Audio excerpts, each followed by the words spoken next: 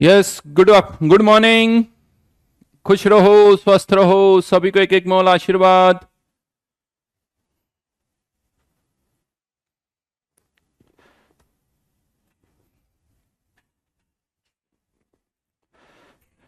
हाँ जी। कैसा गया पेपर?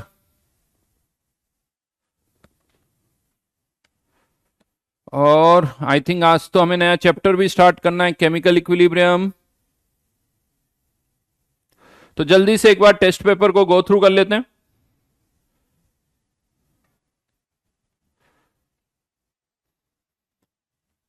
रिवीजन का टाइम नहीं मिल पा रहा बेटा, होमवर्क कर लो, वही बड़ी बात है। होमवर्क अच्छी तरह से करते जाओ। अंकित 246 मार्क्स, वेरी गुड। और किस किस के मार्क्स कितने आए जल्दी से बताओ। दर्शन 185 और 191 दर्पण।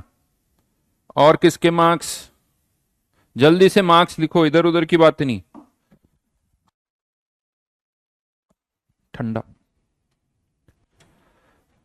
ओम 100, आर्या 192, प्रत्युष 165, सौरव 224, शिवकांत केवल 74, अंशुल 220, शुभांकर 180 समथिंग कुछ था यार, पीयूष 197, वैभव 196, अरशद 177, आदर्श 195, कोणार्क 180, वैभव का हो गया था 122 भी किसी का था, हर्ष, सुमित बहुत कम है, योगेश बहुत ज्यादा कम है, योगेश बेटा।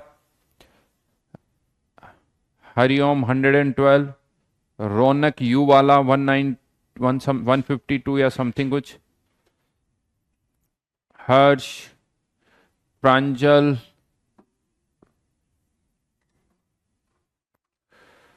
15 केमिस्ट्री, चलिए 153 मार्क्स।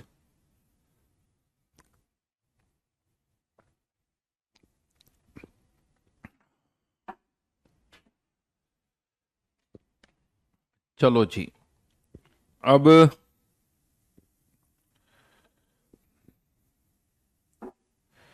शोभित 189। चलिए एक बार देख लेते हैं पेपर। डायरेक्ट फॉर्मूला लगाना है, बहुत आसान क्वेश्चन सबसे होना चाहिए। डायरेक्ट फॉर्मूला लगाना था।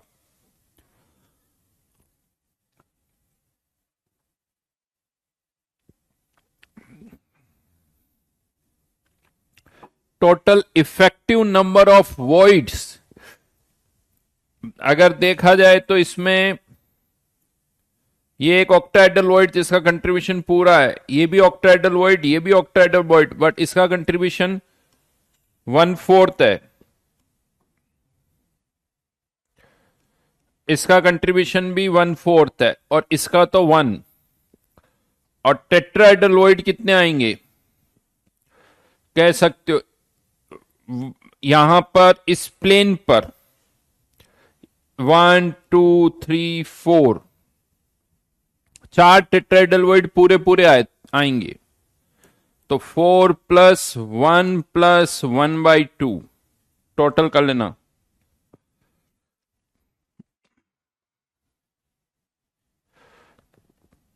नेक्स्ट, डेल्टा एच फॉर्मेशन का डेटा दे रखा है, यहां पर क्लियरली दिख नहीं रहा है, बट ये डेल्टा एच एफ का डेटा है, ये एंट्रोपी का डेटा दे रखा है, और आपको डेल्टा जी निकालना है। Delta G equals to delta H minus T delta S. Right, आसान क्वेश्चन,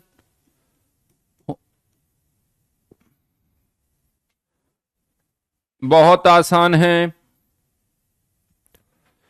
थर्मोकेमिस्ट्री का अगेन एक और question, carbon carbon, carbon double bond और कार्बन ट्रिपल बॉन्ड एंथैल्पीज दे रखी है, और एंथैल्पी ऑफ पॉलीमराइजेशन की बात हो रही है।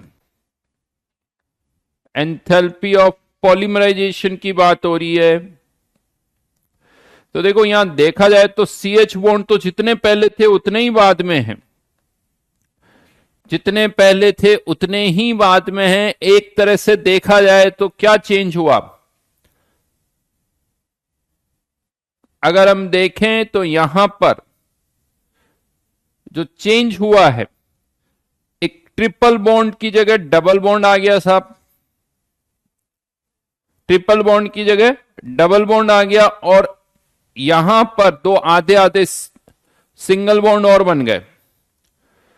मतलब एक तरह से एक ट्रिपल बॉन्ड टूटा, उसमें एनर्जी देनी पड़ेगी, उसकी जगह एक डबल बॉन्ड बना, उसमें एनर्जी रिलीज होगी, और दो आधे आधे, याद करो इनको आधा ही काउंट करोगे, इसको भी आधा काउंट करोगे, इसको भी आधा काउंट करोगे, क्योंकि आधा बॉन्ड किसी और में काउंट होगा, आधा बॉन्ड किसी और मॉलिक्यूल में काउंट होगा। तो माइनस BeCC बॉन्ड।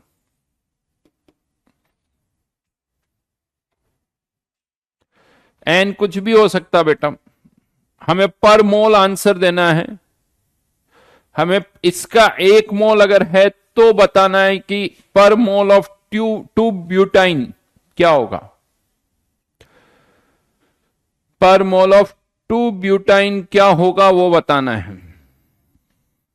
समझ में आई बात?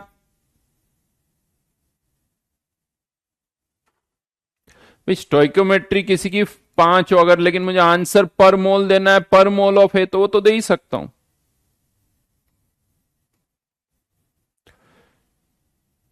Got it? अच्छा क्वेश्चन था, ये तो क्लास में ही करवाया हुआ था, ये तो क्लास में ही करवाया था। अंकित ये क्या पूछ रहे हो? कौन सा अंकित है, मुझे वो समझ में नहीं आया बेटा। कौन सा सी? ये बॉन्ड पहले ही थे, ये CC बॉन्ड पहले ही थे, ये कोई नए नहीं बन रहे यहां पर,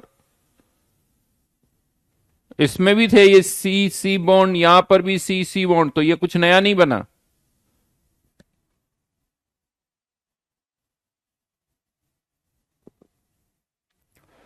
ये तो सबसे होना चाहिए, ये वाला क्वेश्चन सबसे होना चाहिए। Then again overall order of the reaction, A के रेस्पेक्ट में, बी के रेस्पेक्ट में, सी के रेस्पेक्ट में, तो हर एक के रेस्पेक्ट में ऑर्डर फाइंड आउट करना है। Order of reaction with respect to A, order of reaction with respect to B, order of reaction with respect to C. Then उसके बाद पैरेलल रिएक्शन जहां पर K2 K1 की वैल्यू, K1 K2 की value भी दे रखी है और इनके स्टोइकोमेट्रिक कोफिशिएंट भी 1 1 नहीं है। आपसे क्या पूछा जा रहा है? After a certain time 3 moles of A gets reacted, A के कितने मोल्स रिएक्ट कर रहे हैं? 3। तो बी के कितने मोल्स बनेंगे? अब 3 मोल में से इधर कितने मोल्स जाएंगे? 2। इसके इस तरफ कितने जाएंगे? 1। लेकिन इसके 2 मोल से बी और इसे 2 टाइम्स कर रहा है, तो बी के कितने मोल्स बन जाएंगे? 4 मोल्स।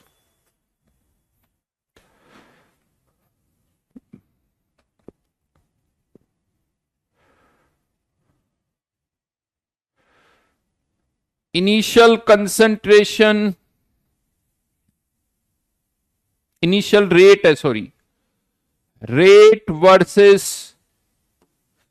इनिशियल कंसंट्रेशन का कर्व है। अगर हम इस कर्व को देखें तो इनिशियल कंसंट्रेशन बढ़ने पर रेट में कोई चेंज ही नहीं हो रहा है, मतलब कौन सा ऑर्डर हो गया? 0 ऑर्डर। ये कौन सा ऑर्डर हो गया? First order. ये भी कौन सा ऑर्डर हो गया? First order. तो ए और सी के रेस्पेक्ट में फर्स्ट ऑर्डर और बी के रेस्पेक्ट में 0 ऑर्डर, यानी y की वैल्यू कितनी हो गई? 0, y की वैल्यू 0 और x और z की वैल्यू 1। आसान क्वेश्चन।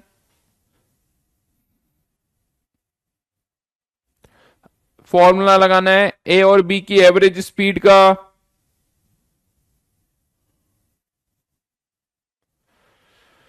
अगेन फर्स्ट ऑर्डर का क्वेश्चन है, फर्स्ट ऑर्डर का क्वेश्चन है। तो देखिए पेपर जो है मेरे हिसाब से आसान पेपर है, केवल अगर आप ओवन को भी ढंग से करोगे ना, केवल ओवन को भी ढंग से करोगे तो भी मैं कह सकता हूं कि 100% मार्क्स आ जाएंगे। ठीक है, वो एग्जाम में जल्दबाजी में कुछ गड़बड़ हो जाए तो वो एक अलग बात है, तो चलो 1-2 क्वेश्चन कम हो जाए, यानी अदरवाइज मुझे लगता है कि बहुत बेसिक क्वेश्चन है और जेई मेंस में भी इसी तरह से आते हैं। आसान पेपर, मार्क्स आने चाहिए। मार्क्स आने चाहिए 200 के आसपास। जेई मेंस का अगर फिजिकल की बात करूं तो यस 60-70% के आसपास आपके मार्क्स आने चाहिए।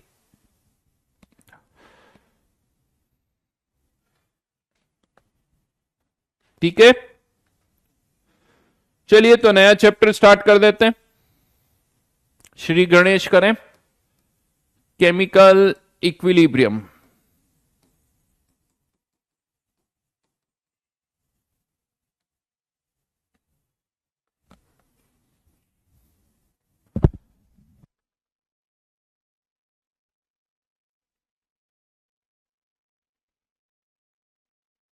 सौरभ का कहना है कि सर फिजिकल में सारे सही हो गए। बहुत बढ़िया जी।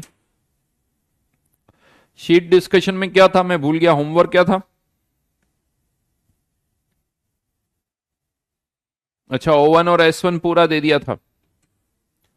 चलिए उसमें से O1 डिस्कस कर लेते। केमिकल काइनेटिक्स की O1 टेस्ट PDF डलवा दो, लिख ले।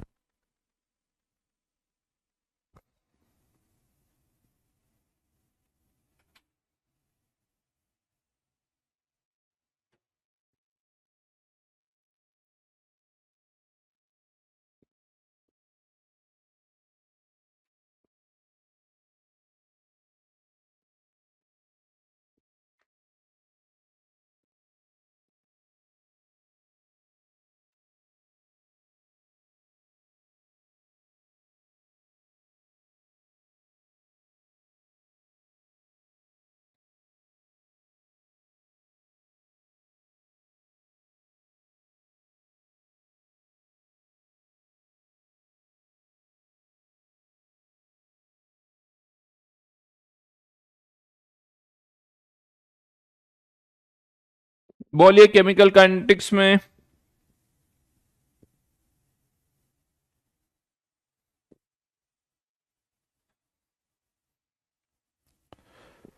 फिफ्टी टू 44 डिस्कस नहीं हुआ था क्या पहले? 44 नहीं बता रहा हूं, 52 वो भी नहीं बता रहा हूं।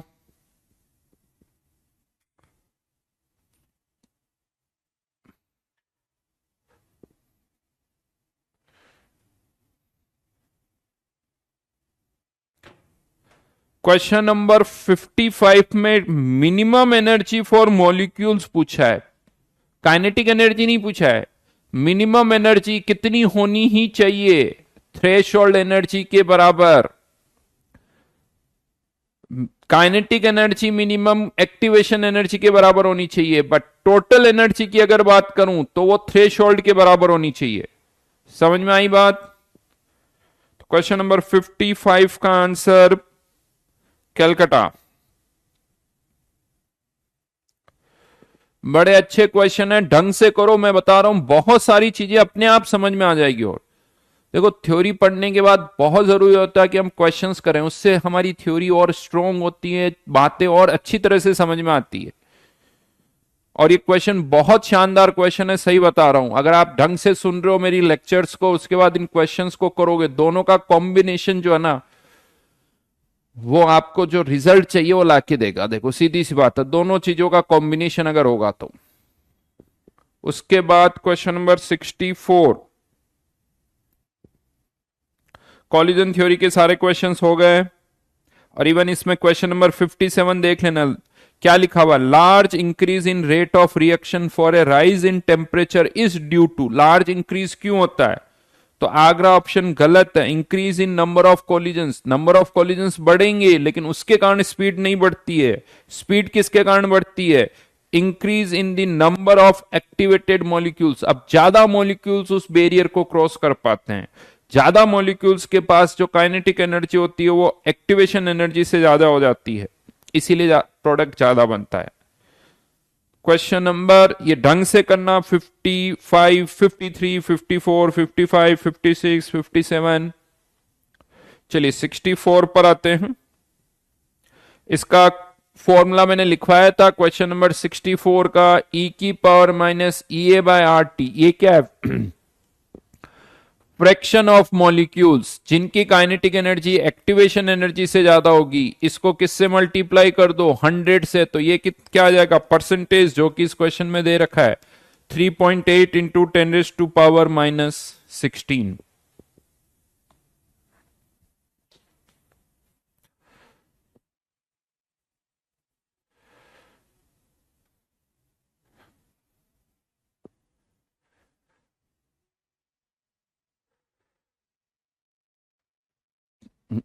चंदन 57 का सी रॉन्ग केस है, कनेक्टेड ही नहीं है कुछ भी।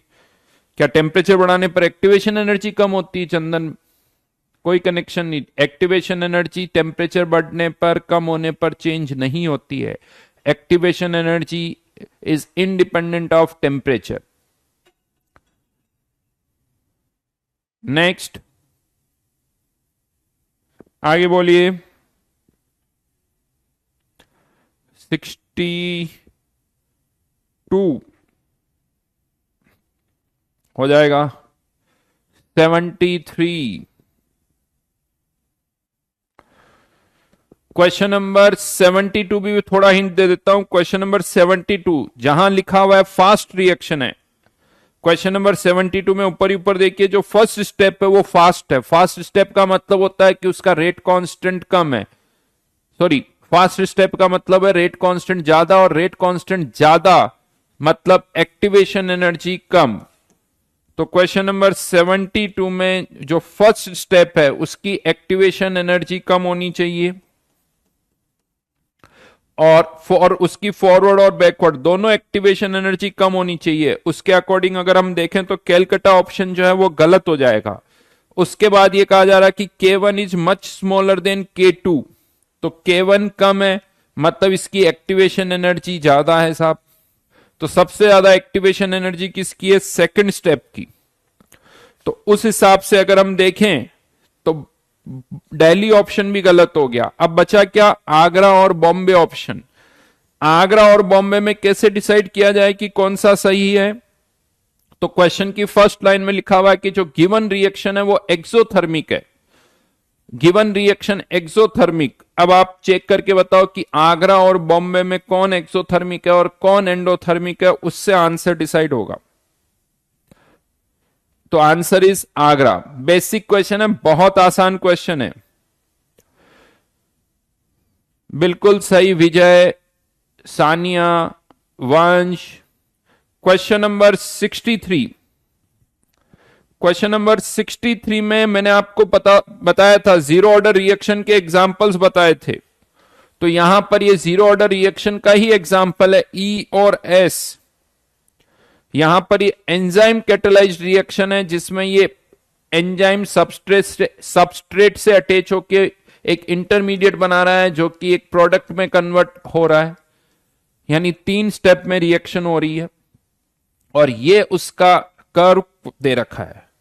यहां पर जो कर्व हमें दे रखा है वो कुछ इस तरह से है।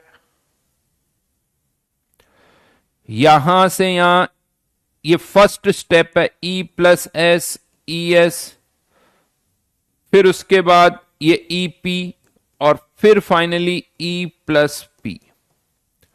अब आपको केवल ये बताना कि इसमें एक्टिवेशन एनर्जी क्या है, टोटल एनर्जी डिफरेंस कितना आ रहा है। तो यहां पर अगर हम देखें 1 क्या मार्क किया हुआ है, इसको 1 बोला गया है। ये है क्या? ये फर्स्ट स्टेप की एक्टिवेशन एनर्जी है। ये क्या है? सेकंड स्टेप की एक्टिवेशन एनर्जी है। ये क्या है? थर्ड स्टेप की एक्टिवेशन एनर्जी। और अगर आप स्टार्टिंग से लास्ट की एनर्जी को कंपेयर करते हो, यहां से यहां तक की, तो ये ओवरऑल रिएक्शन का डेल्टा एच हो जाएगा। ओवरऑल रिएक्शन का डेल्टा एच।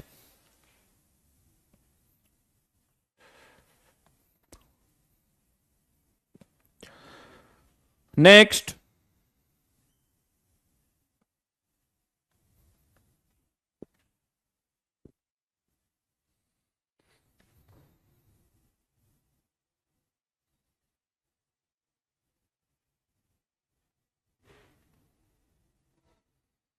और बताइए।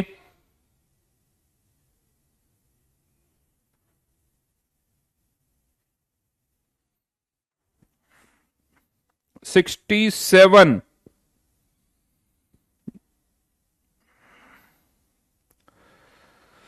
नहीं बता रहा हूं भाई, 67 बिल्कुल नहीं बता रहा हूं।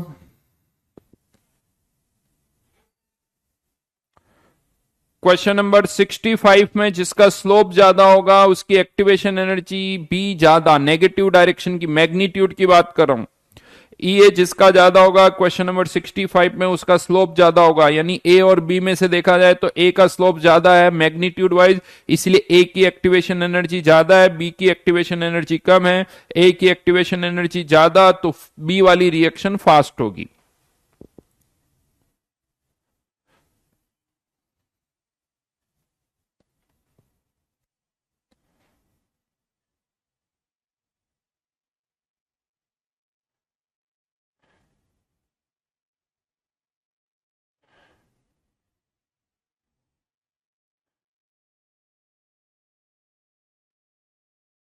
ठीक है, और बोलिए।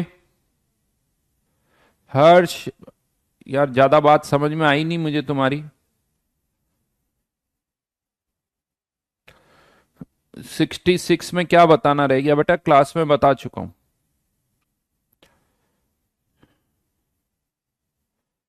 राजवीर क्वेश्चन नंबर बताओ, राजवीर क्वेश्चन नंबर कौन सा पूछ रहे हो तुम?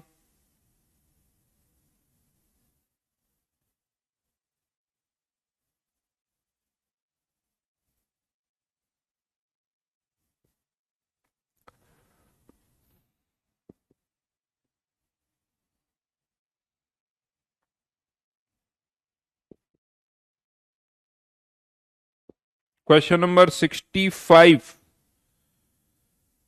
मोर सेंसिटिव का मतलब भी यही है कि जिसकी एक्टिवेशन एनर्जी ज्यादा होती है,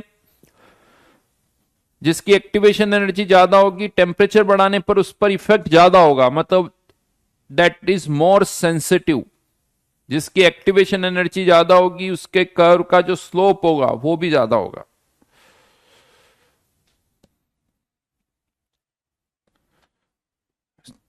बेटा सब आएगा इससे आंसर, कन्वर्जन करो 64 में आंसर डेफिनेटली आएगा।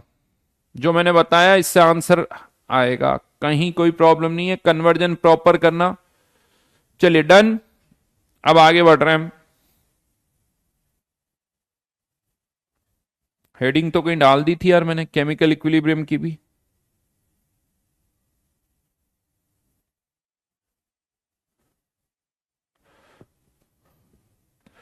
इक्विलिब्रियम में कितने लेक्चर्स लगेंगे? देखिए टारगेट है 6 लेक्चर में हो जाए, 5 या 6, 6 लेक्चर या 5 लेक्चर में करने की कोशिश करेंगे। टारगेट तो मेरा 5 लेक्चर का ही है, देखो कितने लेक्चर्स में हो पाता है वो देखते हैं। तो केमिकल इक्विलिब्रियम जैसा कि हम थर्मोडायनेमिक्स ऑलरेडी कर चुके हैं, और थर्मोडायनेमिक्स में हमने देखा है कि एक रिएक्शन जब स्टार्ट होती है तो कुछ रिएक्शंस 10% होने के बाद रुक जाती है, कोई 20%, कोई 30%, कोई 70%, कोई 90%। थर्मोडायनेमिक्स में ये हम डिस्कस कर चुके हैं कि एक रिएक्शन कब तक होगी, जब तक यूनिवर्स की एंट्रोपी बढ़ती है, उस जब तक बढ़ेगी तब तक रिएक्शन होगी। जब यूनिवर्स की एंट्रोपी मैक्सिमम हो जाएगी उसके बाद रिएक्शन नहीं होती है, राइट। या इसी चीज को हम ऐसे भी कहते हैं कि रिएक्शन कब तक होगी, जब तक गिब्स एनर्जी कम होगी तब तक रिएक्शन होगी, जब गिब्स एनर्जी मिनिमम हो जाएगी उसके बाद कोई केमिकल रिएक्शन नहीं होगी। तो क्वेश्चन यही आता है कि एक केमिकल रिएक्शन कितने परसेंट होगी, 10% होगी, 30% होगी, 40% होगी, 80% होगी। ये हम कैसे पता करें, ये हमें फाइंड आउट करना है।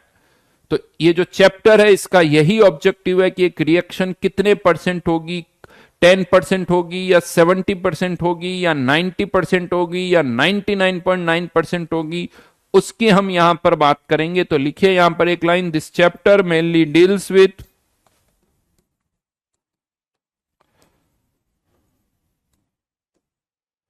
This chapter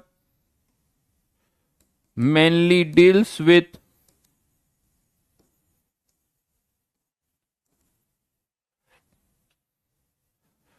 extent of reaction, extent of reaction जिसका मतलब ही क्या होता है, अल्फा। अल्फा यानी जिसे हम डिग्री ऑफ डिसोसिएशन बोलते हैं कि कितने परसेंट वो रिएक्शन होगी, 10%, 20%, 30%. तो this chapter mainly deals with extent of reaction and factors affecting the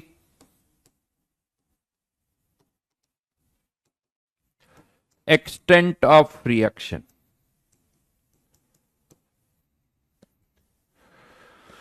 हाँ, लेकिन स्टार्ट करने से पहले on the basis of extent of reaction, कि किसी रिएक्शन का एक्सटेंट कम है, किसी रिएक्शन का एक्सटेंट ज्यादा है, हम केमिकल रिएक्शंस को 3 कैटेगरीज में डिवाइड करते हैं.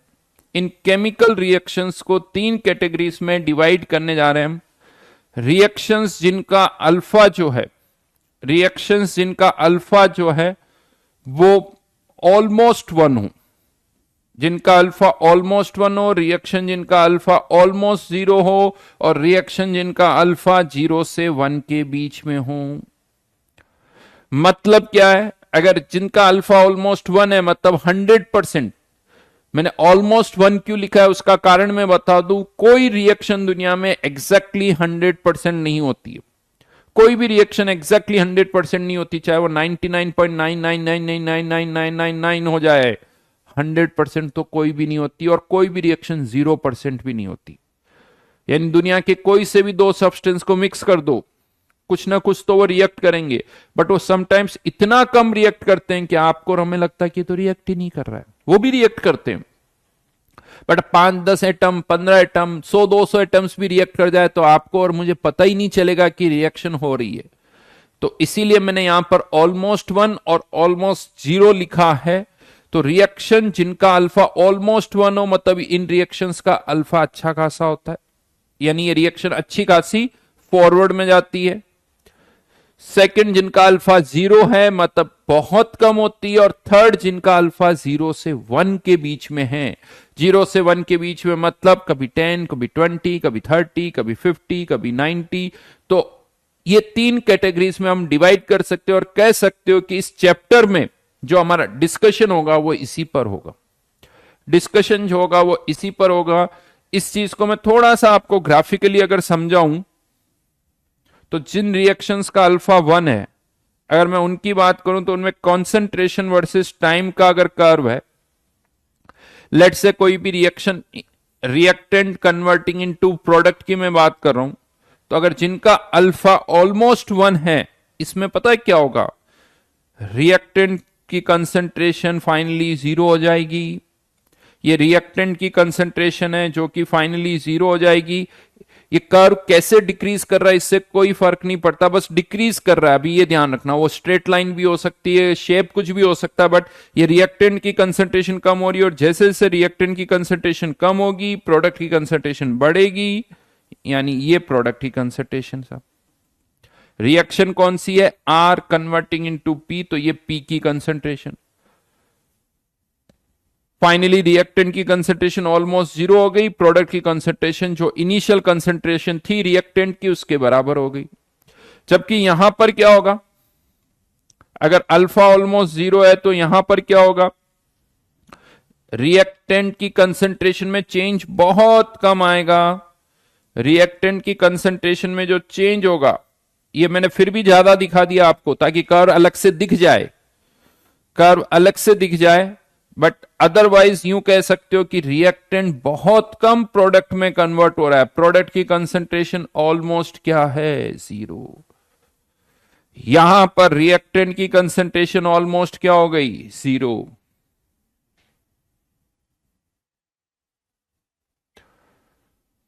राइट.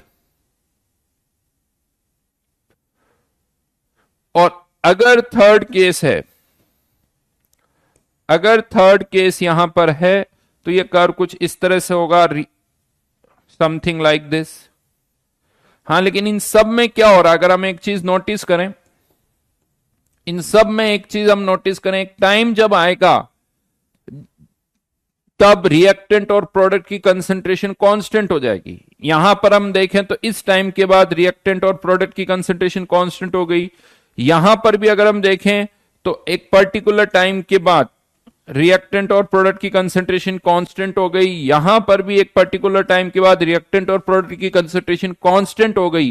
तो जब रिएक्टेंट और प्रोडक्ट की कंसंट्रेशन कांस्टेंट हो गई, इसका मतलब यह हुआ कि ना तो रिएक्शन अब फॉरवर्ड में जा रही है ना रिएक्शन बैकवर्ड में जा रही है, कंसंट्रेशन कांस्टेंट हो गई, मतलब अब कोई चेंज नहीं हो रहा है। और अगर कोई चेंज नहीं हो रहा है तो इसी को क्या बोला जाता है, इक्विलिब्रियम आ गया साहब।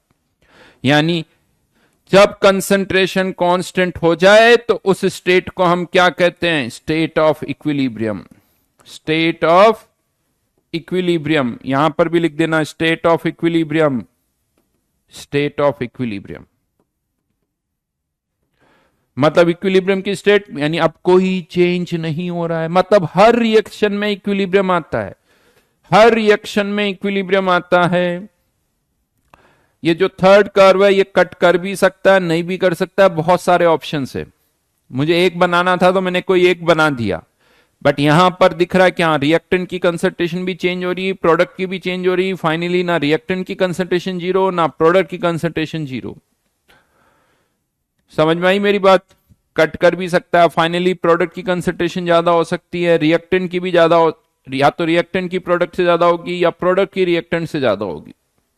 तो हर रिएक्शन में इक्विलिब्रियम आता है, चाहे कोई सी भी रिएक्शन हो, इक्विलिब्रियम हर जगह आता है। बहुतों के दिमाग में कि कुछ रिएक्शंस पर इक्विलिब्रियम आता है, कुछ में नहीं आता है, तो मैं उन सब के लिए बता दूं, हर एक रिएक्शन में इक्विलिब्रियम आता है। हाँ, कहीं इक्विलिब्रियम जब आता है तब तक रिएक्टेंट अच्छा खासा प्रोडक्ट में कन्वर्ट हो जाता है। जैसे यहां पर इक्विलिब्रियम जब आ रहा है तो रिएक्टेंट अच्छा खासा प्रोडक्ट में कन्वर्ट हो गया। इस वाले केस में, इस वाले केस में रिएक्टेंट जो है बहुत कम प्रोडक्ट में कन्वर्ट हो रहा है, और यहां पर 10, 20, 30% इस तरह से रिएक्टेंट जो है वो प्रोडक्ट में कन्वर्ट हो रहा है। ग्राफ कैसे याद करें? वाह बेटा, ग्राफ कैसे याद करें? एक काम करना, कागज पर ड्रॉ करना इनको, फिर कागज को फाड़ना, या तो पानी ले लेना या चाय दूध कुछ भी ले लेना, और उसमें कागज को डुबो देना, थोड़ी देर बाद उसको अच्छी तरह से मिक्स करना ना, घुमाते रहना चम्मच से, और जब वो घुल जाए, थोड़ा बहुत मतलब थोड़ा बहुत घुल जाना चाहिए, पूरा घुले ना घुले कोई तकलीफ नहीं है, और फिर उसको पी जाना। ठीक है?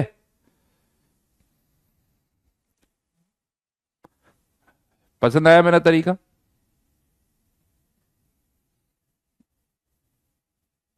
हम्म। हाँ, नहीं तो कहना मम्मी को आटे में गूंद के ना रोटी बना देंगी, तो फिर तू रोटी खा लेना या सब्जी में डाल देना। क्या क्वेश्चन है यार, क्या पूछते हो तुम? कैसे याद करें, कैसे पढ़ें? वाह।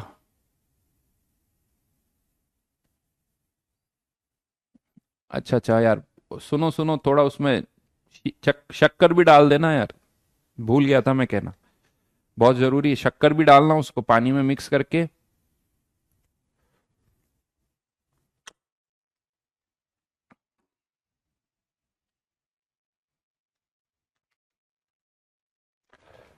हम्म,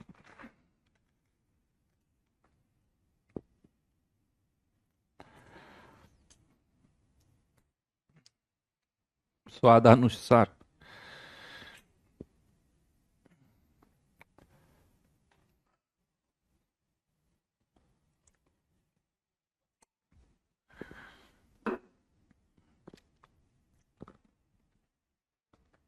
चलो, तो अब आगे बढ़ते हैं, यानी मतलब हर एक रिएक्शन में इक्विलिब्रियम आता है, आप यहां से कह सकते हो। फिर से कह रहा हूं, ये कर्व ऐसा भी हो सकता है, यहां पर कर्व इस तरह से भी हो सकता है, ऐसा भी हो सकता है। ये प्रोडक्ट की कंसंट्रेशन और ये रिएक्टेंट की कंसंट्रेशन। अब यहां पर कुछ पॉइंट्स है रिगार्डिंग इक्विलिब्रियम स्टेट, तो लिखिए characteristics of equilibrium state. Characteristics of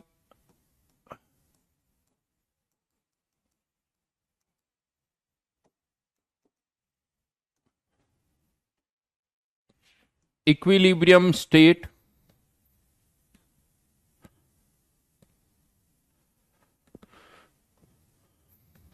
First point is at equilibrium, concentration of reactants and products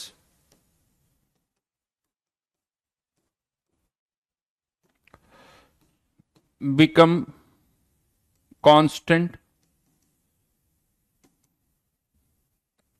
equilibrium पर रिएक्टेंट्स और प्रोडक्ट्स की कंसंट्रेशन जो है वो कांस्टेंट हो जाती है, लेकिन एक इंटरेस्टिंग फैक्ट और सामने आता है जब हम उन रिएक्शंस को और डीपली माइक्रोस्कोपिकली अगर हम उनको ऑब्जर्व करें, तो एक इंटरेस्टिंग फैक्ट सामने आता है कि ये जो इक्विलिब्रियम होता है ना, it is a dynamic equilibrium. इसका क्या मतलब हुआ वो समझाता हूं। वैसे तो आप सबको पता ही होगा, दो तरह के इक्विलिब्रियम होते हैं, एक स्टैटिक इक्विलिब्रियम, एक डायनेमिक इक्विलिब्रियम। आपकी टेबल पे मान लो कोई एक पेन रखा हुआ है, वहां पर भी कोई चेंज नहीं हो रहा है, पेन रखा हुआ तो कोई चेंज नहीं हो रहा है, वो भी एक तरह से इक्विलिब्रियम है, कोई भी चेंज नहीं हो रहा है, मतलब दैट इज इक्विलिब्रियम, बट वो एक स्टैटिक इक्विलिब्रियम है। एक पेन टेबल पर रखा हुआ है, वो एक स्टैटिक इक्विलिब्रियम है क्योंकि कोई चेंज नहीं हो रहा। लेकिन सोचो आप ट्रेडमिल पर दौड़ रहे हो, पता ना एक्सरसाइज जब करते हैं ट्रेडमिल, उस पर हम दौड़ते हैं, लेकिन हमारी पोजीशन वही रहती है, चेंज ही नहीं होती है। तो वहां पर क्या हो रहा है, हम दौड़ तो रहे हैं लेकिन नेट चेंज जीरो हो रहा है, इसे कहा जाता है डायनेमिक इक्विलिब्रियम। उसी तरह से जब केमिकल रिएक्शंस होती है ना, केमिकल रिएक्शन में भी हम क्या देखते हैं, जब इक्विलिब्रियम आ जाता है तो अभी भी रिएक्टेंट प्रोडक्ट में कन्वर्ट होता है, यानी रिएक्टेंट अभी भी प्रोडक्ट में कन्वर्ट हो रहा है, लेकिन जितना रिएक्टेंट प्रोडक्ट में कन्वर्ट हो रहा है उतना ही प्रोडक्ट वापस रिएक्टेंट में कन्वर्ट हो रहा है, जिसके कारण कोई चेंज नहीं होता है, नेट चेंज जीरो हो जाता है। बट हाँ, ये स्टैटिक इक्विलिब्रियम नहीं है, ये एक डायनेमिक इक्विलिब्रियम है, जितना ए बी में जा रहा है उतना ही बी ए में आ रहा है। मतलब इसे हम ये भी कह सकते हैं कि जो फॉरवर्ड रेट है वो किसके बराबर हो जाती है, बैकवर्ड रेट के बराबर हो जाती है। लेट से 1 आवर में या 1 सेकंड में ए के 2 मोल प्रोडक्ट में कन्वर्ट हो रहे हैं, तो 1 सेकंड में ही बी के भी वापस 2 मोल ए में कन्वर्ट होंगे, ताकि कंसंट्रेशन में कोई चेंज ना हो। तो ऐसे इक्विलिब्रियम को कहा जाता है डायनेमिक इक्विलिब्रियम। और डायनेमिक इक्विलिब्रियम के केस में हम कह सकते हैं कि रिएक्शन तो अभी भी हो रही है, लेकिन फॉरवर्ड रेट किसके बराबर हो गई, बैकवर्ड रेट के बराबर। तो कह सकते हो at equilibrium rate of forward reaction equals to rate of backward reaction.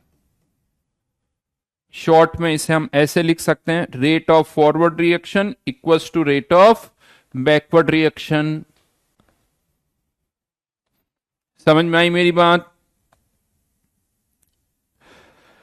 तो ये एक डायनेमिक इक्विलिब्रियम है। फॉरवर्ड रेट इक्विलिब्रियम जब आएगा तो फॉरवर्ड रेट किसके बराबर हो जाएगी, बैकवर्ड रेट के बराबर हो जाएगी। नेक्स्ट पॉइंट यहां पर और मैं बताता हूं, ये इक्विलिब्रियम तभी आता है जब कंटेनर क्लोज्ड हो।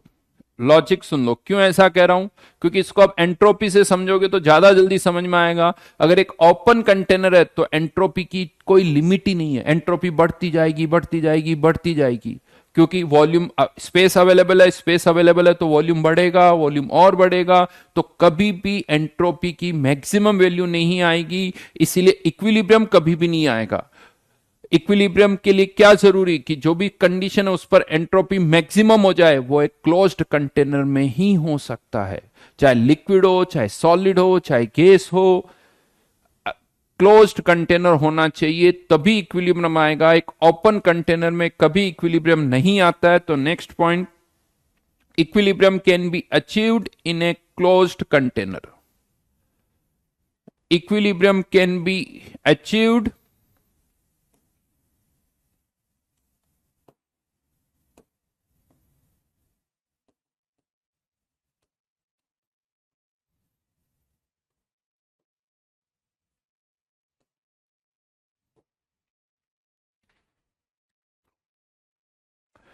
शुभम, मुझे पता था कोई ना कोई ये चीज जरूर लिखेगा। सोचो, इस पूरे चैप्टर अभी तक जहां तक मैं पहुंचा हूं, मैंने जब स्टार्ट किया मैंने कहीं पर भी ये दो वर्ड यूज ही नहीं किए, रिवर्सिबल और इरिवर्सिबल। इवन आप एनसीईआरटी पढ़ोगे ना, वहां पर भी यूज नहीं किया गया है।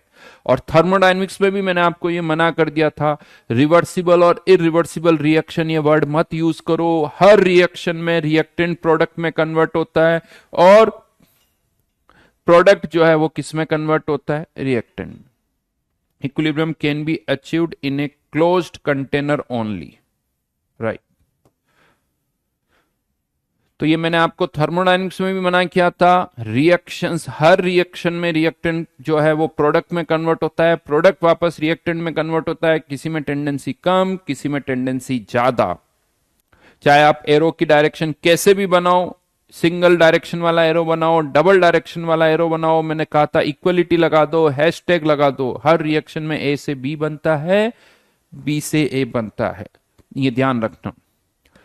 तो ये वर्ड्स मत यूज करो, कंफ्यूज हो जाओगे। थर्मोडायनेमिक्स में भी रिवर्सिबल इरिवर्सिबल वर्ड यूज होता है, बट थर्मोडायनेमिक्स में मैंने समझाया था रिवर्सिबल मतलब जिसमें इनफाइनाइट टाइम लगे, इरिवर्सिबल जो फाइनाइट टाइम में हो। ये मतलब होता है रिवर्सिबल और इरिवर्सिबल का। यहां पर कोई रिवर्सिबल इरिवर्सिबल नहीं है, हर रिएक्शन में ए से बी बन रहा है, वापस बी से ए बन रहा है, राइट। चलिए आगे बढ़ते हैं। यहां पर सिंस अब हम थर्मोडायनेमिक्स पढ़ चुके हैं, तो मैं यहां पर आपको 2-3 पॉइंट्स लिखवा देता हूं। वैसे ये पॉइंट्स मैंने थर्मोडायनेमिक्स में भी लिखवा दिए थे। Fifth point, at equilibrium entropy of universe becomes maximum, वो मैक्सिमम हो जाती है। And sixth point, at equilibrium gives energy of system becomes minimum।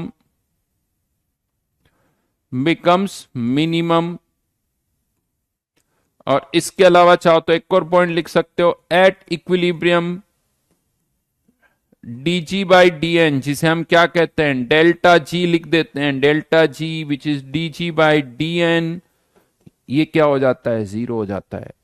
At equilibrium delta G is zero. At equilibrium Gibbs energy is minimum. At equilibrium entropy of universe is maximum.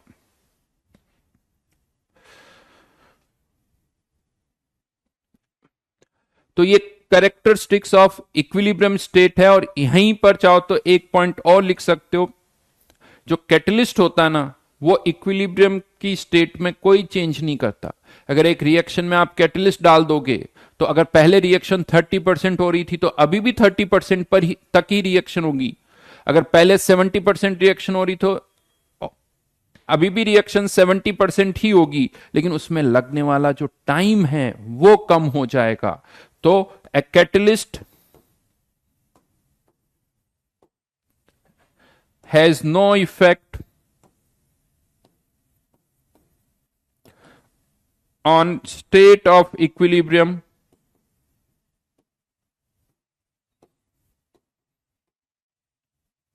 but helps in attaining it rapidly।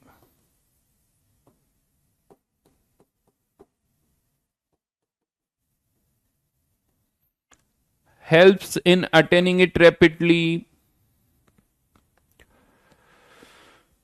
मतलब पहले equilibrium मान लो 2 hours में आ रहा था, तो अब equilibrium हो सकता है 1 आवर में आ जाए, 1.5 आवर में आ जाए, या 30 मिनट्स में आ जाए। तो उसमें जो लगने वाला टाइम है वो कम हो जाएगा। लेकिन पहले रिएक्शन अगर 30% हो रही थी, तो अभी भी 30% ही होगी, 70% हो रही थी, तो अभी भी 70% ही होगी। इसीलिए हम कहते हैं कि कैटलिस्ट यूज करने पर इक्विलिब्रियम की स्टेट में कोई चेंज नहीं आएगा, बस उसमें लगने वाला जो टाइम है वो कम हो जाएगा। पीयूष पूछ रहा है कि how entropy of universe becomes maximum. Piyush बेटा थर्मोडायनेमिक्स जाके पढ़ो, पढ़ चुके हैं ये सब, तब जाके समझ में आएगा। तो ये थे कैरेक्टरिस्टिक्स ऑफ इक्विलिब्रियम स्टेट। अब मेनली क्वेश्चन तो यही आता है कि जब इक्विलिब्रियम आएगा तब कितना परसेंट रिएक्टेंट प्रोडक्ट में कन्वर्ट होगा, यानी रिएक्शन कितनी होगी, हमें तो वही फाइंड आउट करना है। ये तो हमें भी पता है कि इक्विलिब्रियम आएगा, बट 10% होने पर आएगा, 20% पर आएगा, या 30% पे आएगा। तो देखिए इसके लिए एक टर्म हम डिफाइन करते हैं जिसे हम कहते हैं इक्विलिब्रियम कांस्टेंट। इंटरेस्टिंग फैक्ट बताता हूं, ये जो इक्विलिब्रियम कांस्टेंट टर्म है ये थर्मोडायनेमिक्स से भी डिराइव होती है और काइनेटिक्स से भी डिराइव होती है, दोनों से डिराइव कर सकते हो। थर्मोडायनेमिक्स से ऑलरेडी हम डिराइव कर चुके हैं, delta G not equals to minus R T L N K, ये हम पहले ही थर्मोडायनेमिक्स में ऑलरेडी डिराइव कर चुके हैं, डेल्टा जी नॉट को इक्विलिब्रियम कांस्टेंट से रिलेट कर चुके हैं। बट यहां पर हम इक्विलिब्रियम कांस्टेंट काइनेटिक्स से डिराइव करेंगे, दोनों से सेम रिजल्ट आता है, कहीं कोई प्रॉब्लम नहीं है, बट यहां पर हम काइनेटिक्स से डिराइव करेंगे। इसके लिए एक लॉ इंट्रोड्यूस किया गया जिसे हम कहते हैं law of chemical equilibrium. Law of chemical equilibrium जो कि एक तरह से लॉ ऑफ मास एक्शन ही है, law of mass action. Law of chemical equilibrium या लॉ ऑफ मास एक्शन क्या है, ये स्टेटमेंट में लिख देता हूं, लेकिन ऑलरेडी जो काइनेटिक्स में हमने रेट लॉ डिस्कस किया था ना, ये लगभग वैसा ही स्टेटमेंट है, एक माइनर सा चेंज है। अदरवाइज जो रेट लॉ का स्टेटमेंट था वही स्टेटमेंट यहां पर फिर से रिपीट हो रहा है। तो लॉ ऑफ केमिकल इक्विलिब्रियम क्या कहता है, रेट या instantaneous rate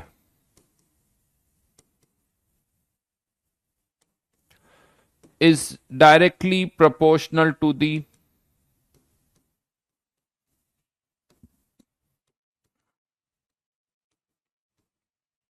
product of active mass of reactants raised to the power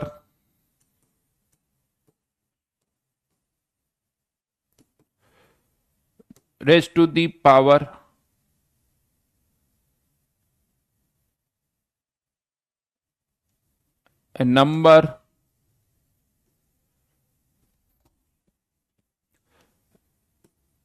equal to their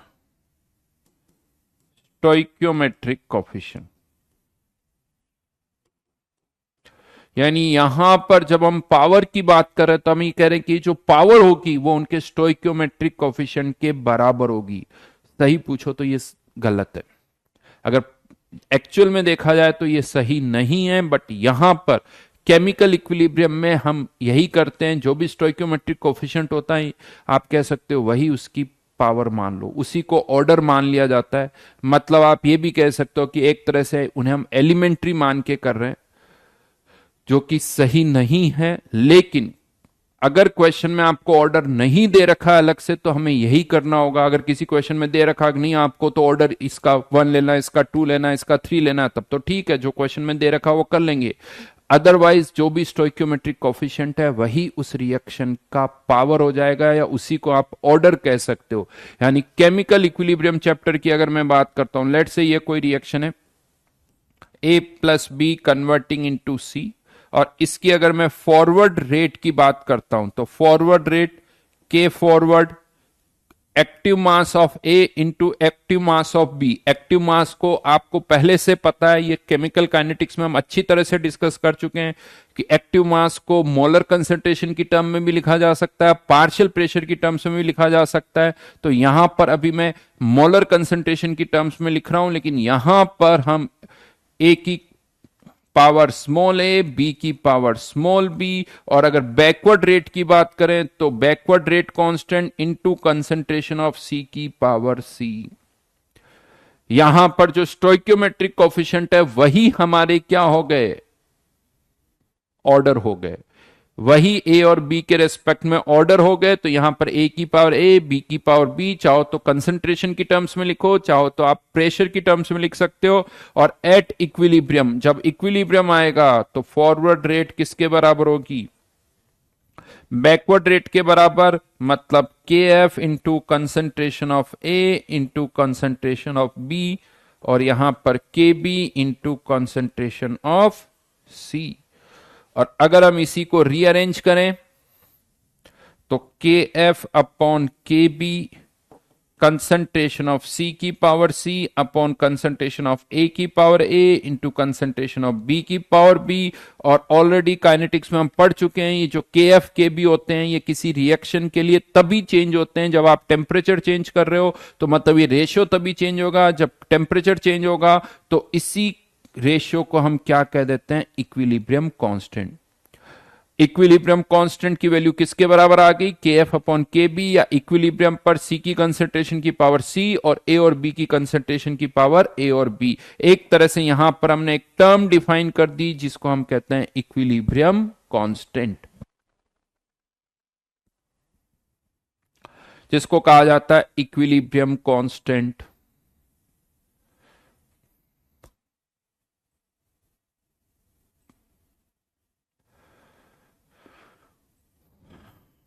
ठीक है, और यहीं से कुछ पॉइंट्स है इक्विलिब्रियम कांस्टेंट से रिलेटेड, वो मैं आपको बता देता हूं। देखिए ऑलरेडी थर्मोडायनेमिक्स हम पढ़ चुके हैं, काइनेटिक्स हम पढ़ चुके हैं, तो जो थ्योरी है ना, सही बताऊं तो थ्योरी जो है ना वो इस चैप्टर की ऑलरेडी हमें अच्छी खासी पता है। कुछ बहुत नया नहीं होने वाला इस चैप्टर में, वो मैं आपको बता दूं, क्योंकि थर्मोडायनेमिक्स काइनेटिक्स मेनली जो थ्योरी पार्ट है वो वहीं से निकल के आया है। और ये टर्म भी ऑलरेडी हम डिफाइन कर चुके हैं। इवन आपने थर्मोडायनेमिक्स से भी जब इक्विलिब्रियम कांस्टेंट की टर्म डिफाइन की थी तब भी यही आया था। थर्मोडायनेमिक्स से भी इस इक्विलिब्रियम कांस्टेंट की वैल्यू यही आती है, काइनेटिक्स से भी यही निकल के आ रही है, दोनों में कोई डिफरेंस नहीं है। लेकिन अब इससे रिलेटेड कुछ पॉइंट्स है, इक्विलिब्रियम कांस्टेंट से रिलेटेड कुछ पॉइंट्स है, वो मैं बता रहा हूं। तो हेडिंग डालिए यहां पर, ये लिखने के बाद, ये सब लिखने के बाद हेडिंग डालिए कैरेक्टरिस्टिक्स ऑफ इक्विलिब्रियम कांस्टेंट।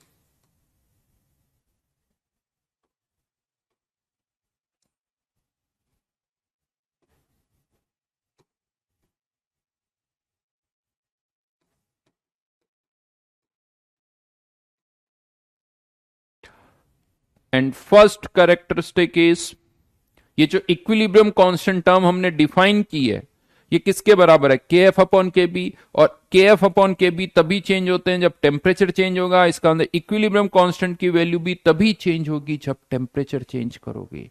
मतलब ऐसा नहीं कि सी की कंसंट्रेशन बदल दी तो इक्विलिब्रियम कांस्टेंट नहीं बदलेगा, सी की कंसंट्रेशन बदलने पर ए और बी की कंसंट्रेशन बदल जाएगी। अगर टेम्परेचर कांस्टेंट है तो इन तीनों की कंसंट्रेशन का जो रेशियो है वो वही रहेगा। इनकी कंसंट्रेशन बदल जाएगी बट इनका जो रेशियो है इक्विलिब्रियम पर वो वही आएगा।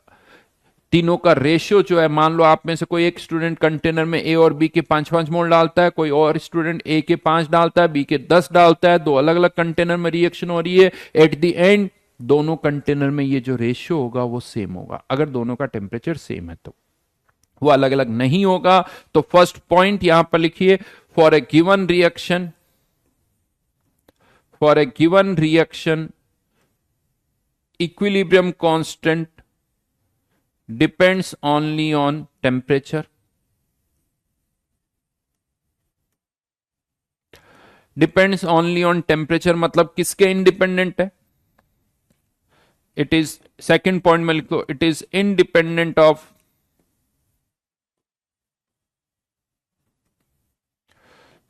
Initial concentration of reactants and product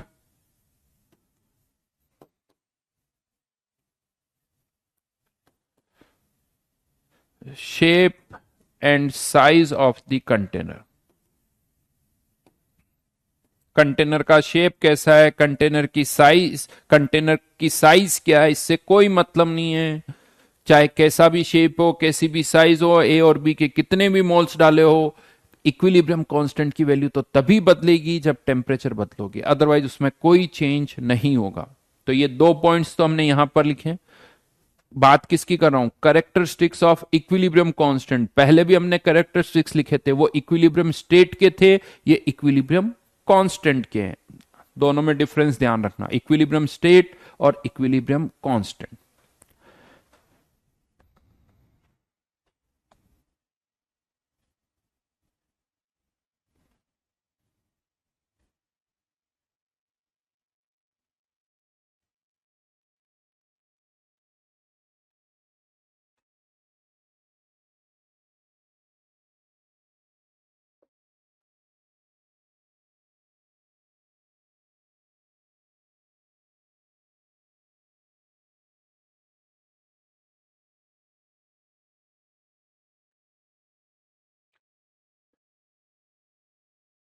बेटा शेप एंड साइज जब लिख दिया तो साइज का मतलब ही वॉल्यूम ही है, साइज का मतलब ही वॉल्यूम है, और क्या है।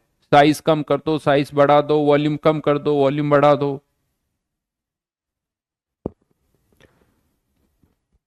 और क्या लिखा हुआ, शेप एंड साइज, ठीक है भाई, बस खुश।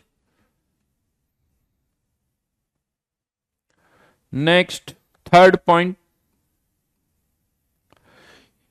हाँ लेकिन एक इक्विलिब्रियम कांस्टेंट की जो वैल्यू है वो इस पर जरूर डिपेंड करती कि रिएक्शन को आपने ऑन पेपर कैसे लिखा है। थर्ड पॉइंट लिखिए, it's value depends on representation of reaction. Representation of reaction से क्या मतलब है, लेट से ये कोई केमिकल रिएक्शन है, इसका इक्विलिब्रियम कांस्टेंट है K1, और अब हम इसको 2 से मल्टीप्लाई करके लिख देते हैं। क्वेश्चन आता है क्या ये K1 और K2 बराबर होंगे? नहीं होंगे। क्यों नहीं होंगे? लेट से अगर मैं आपसे कह दूं कि इक्विलिब्रियम पर ए और बी की कंसंट्रेशन इतनी है, ऐसे मान लो दो स्टूडेंट है, वही एक राम और एक श्याम, और मैंने कहा कि यार ये रिएक्शन है ए और बी के बीच में, और इक्विलिब्रियम पर बी और ए की इतनी कंसंट्रेशन है। अब राम ने लेट से रिएक्शन लिखी ए कन्वर्टिंग इनटू बी, तो राम इस रिएक्शन को कैसे, इक्विलिब्रियम कांस्टेंट को कैसे कैलकुलेट करेगा, बी की कंसंट्रेशन अपॉन ए की कंसंट्रेशन। लेकिन अगर श्याम ने रिएक्शन ऐसे लिखी तो वो इक्विलिब्रियम कांस्टेंट की वैल्यू कैसे कैलकुलेट करेगा, जो बी की कंसंट्रेशन होगी उसका स्क्वायर अपॉन ए की कंसंट्रेशन का भी स्क्वायर। तो ऑब्वियसली श्याम के लिए जो इक्विलिब्रियम कांस्टेंट की वैल्यू आएगी वो राम के लिए जो इक्विलिब्रियम कांस्टेंट की वैल्यू उससे ज्यादा आएगी। और वो कितनी आएगी, तो कह सकते हो ये तो K1 की पावर 2 के बराबर आएगी। मतलब राम के लिए इक्विलिब्रियम कांस्टेंट की वैल्यू K1 है, श्याम के लिए इक्विलिब्रियम कांस्टेंट की वैल्यू K2 है, और जो K2 है वो किसके बराबर होगा, K1 स्क्वायर के बराबर होगा। यानी दोनों की वैल्यूज अलग अलग आएगी, और आनी भी चाहिए, लॉजिकल चीज है। क्यों अलग आएगी वो आपको भी समझ में आ रहा है। मतलब इसे हम यूं पुट कर सकते हैं कि अगर किसी भी केमिकल रिएक्शन को आप किसी फैक्टर से डिवाइड कर रहे हो तो रेट कांस्टेंट पावर से चेंज होता है। मतलब 2 से मल्टीप्लाई किया तो अब K1 स्क्वायर हो जाएगा, 3 से किया होता तो K1 क्यूब, 4 से किया होता तो K1 की पावर 4, ऐसे चेंज हो जाएगा। लेकिन अब ये दोनों एक्सप्रेशन एक जैसे हैं।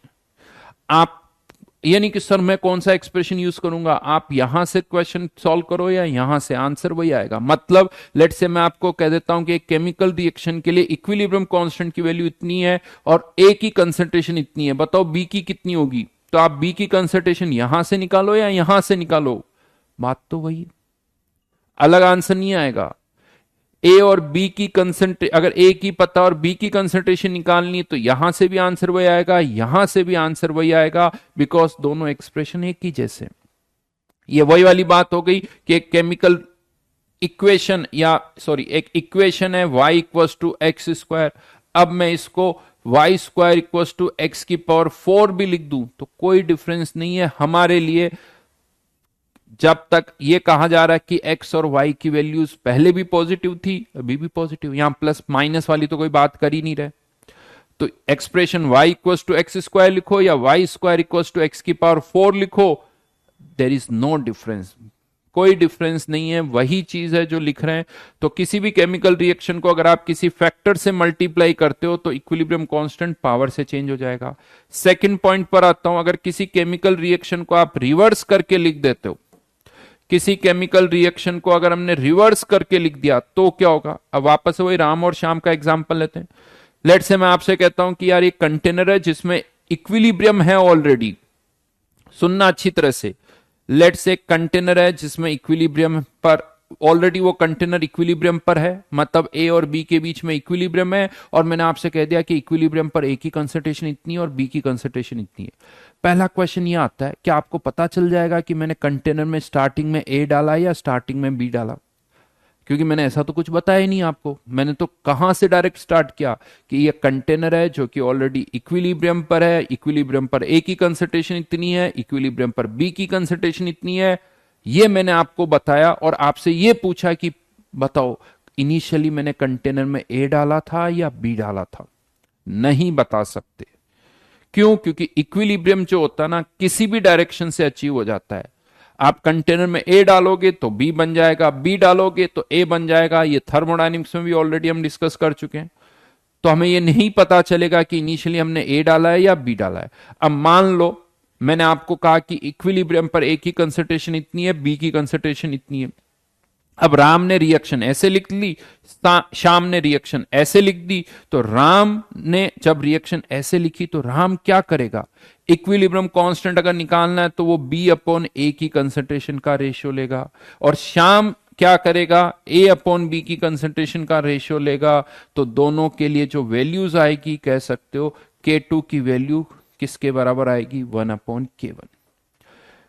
मतलब यह है कि अगर आप किसी रिएक्शन को रिवर्स करके लिख देते हो, सुनना, रिवर्स करके लिख देते हो, ये वर्ड याद रखना, तो इक्विलिब्रियम कांस्टेंट की जो वैल्यू है वो इनवर्स हो जाएगी। क्यों होगी? क्योंकि पहले आप रेशियो ले रहे थे बी अपॉन ए, अब आप ले रहे हो ए अपॉन बी, तो ऑब्वियसली वैल्यू तो चेंज होनी है। क्योंकि जो रेशियो पहले बी अपॉन ए था अब वो ए अपॉन बी है। हाँ, मैथमेटिकली फिर से कह सकता हूं ये एक्सप्रेशन और ये एक्सप्रेशन सेम है, सेम है। K1 equal to B upon A, उल्टा कर दो ए अपॉन बी, तो 1/K1 जो यहां पर है।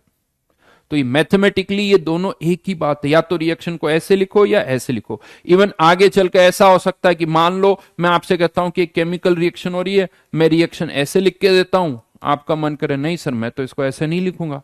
मैंने रिएक्शन ऐसे लिख के दी, आपका मन कर रहा है कि नहीं सर मैं तो इस रिएक्शन को ऐसे लिखूंगा, कोई प्रॉब्लम नहीं, आप ऐसे लिख दो सर। और एक और चीज बता देता हूं, अगर मैं आपको रिएक्शन इस तरह से लिख के दे रहा हूं तो इसकी भी कोई गारंटी नहीं कि मैंने इनिशियली कंटेनर में ए डाला है। हो सकता है मैंने इनिशियली कंटेनर में ए नहीं बी डाला हो।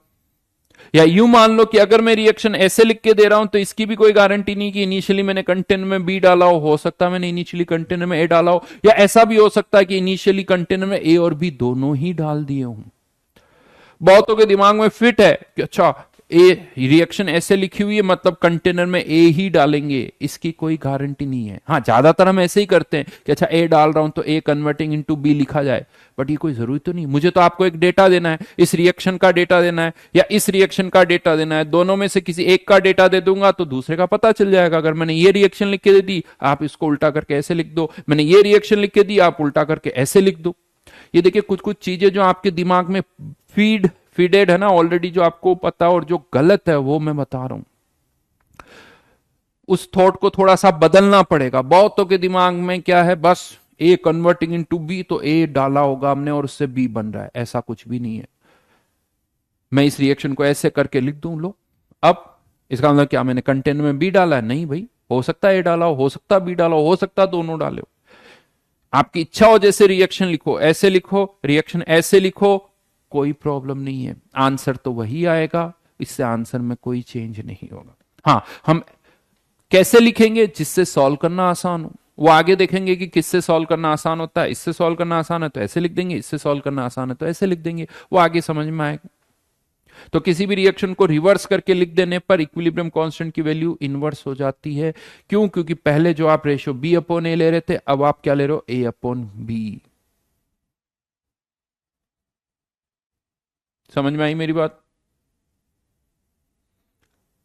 बहुतों के दिमाग में पता है इस सेंटेंस को बहुत सारी जनता गलत तरह से बोलती है। बहुत सारी जनता इस सेंटेंस को ऐसे बोलती कि एक रिएक्शन अगर रिवर्स में हो रही है, तो मैंने ऐसा नहीं बोला। रिवर्स में हो रही है, ए से बी बने या बी से ए बने, उससे कोई मतलब नहीं है। रेशियो अगर आप बी अपॉन ए की जगह ए अपॉन बी ले रहे हो तो वो वैल्यू चेंज हो जाएगी। यहां रेशियो बी अपॉन ए है, यहां रेशियो ए अपॉन बी है। मुझे नहीं पता कि यहां ए से बी बना या बी से ए बना, यहां ए से बी बना या बी से ए बना, कोई भी बना, कोई किसी से भी बना हो, अगर रेशियो बी अपॉन ए है तो K1, ए अपॉन बी है तो K2, where K2 is 1/K1।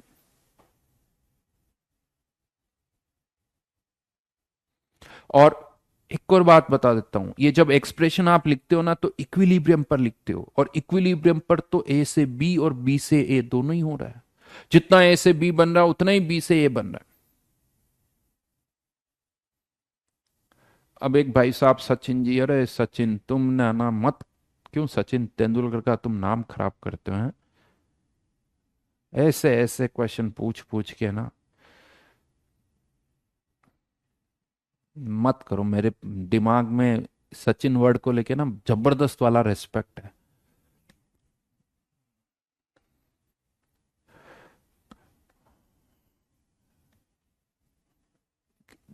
Arrow sir, double arrow लगा दो ना।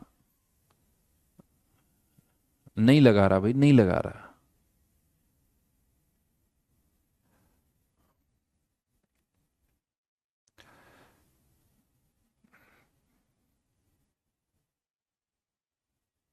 लप्पू सा सचिन ऐसा। करेक्टरिस्टिक्स वापस समझा दो। वाह बेटा। JARH कह रहा है सर, इक्विलिब्रियम स्टेट के करेक्टरिस्टिक्स वापस समझा दो।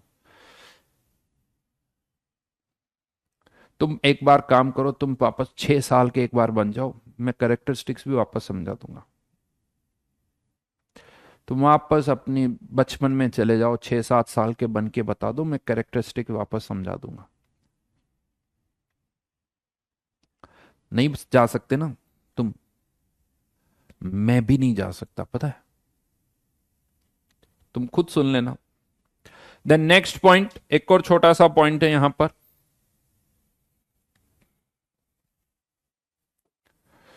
अगर दो रिएक्शंस को हम ऐड करें, let's say A converting into B, C converting into D, इसका इक्विलिब्रियम कांस्टेंट K1, इसका इक्विलिब्रियम कांस्टेंट K2, अगर हम इन दोनों रिएक्शन को ऐड करके लिख देते हैं तो इक्विलिब्रियम कांस्टेंट की वैल्यू K1 इंटू K2। कैसे होगा वो K1 इंटू K2? बिकॉज यहां पर आप K1 कैसे डिफाइन कर रहे हो? B अपॉन ए की कंसेंट्रेशन। K2 कैसे डिफाइन कर रहे हो? D अपॉन सी की कंसेंट्रेशन। तो K1 इंटू K2 क्या हो जाएगा? Concentration of B into concentration of D upon concentration of A into concentration of C।